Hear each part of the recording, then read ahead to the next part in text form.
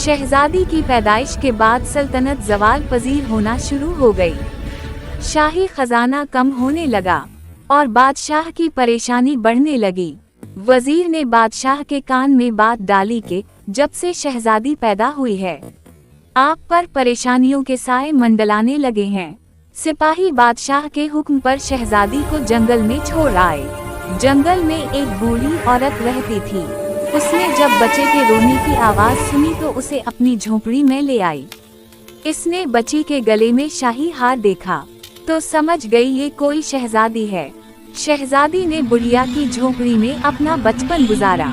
महताब को माई गुल ने सिर्फ इंसानों की तरह बोलना ही नहीं सिखाया, बल्कि जानवरों की बोली समझना और उनसे दोस्ती करना भी सिखाया।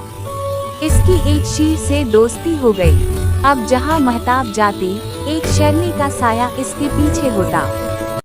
वो तेजी से दौड़ती, दरख्तों पर चढ़ती और रात के अंधेरे में भी रास्ते ढूंढ लेती।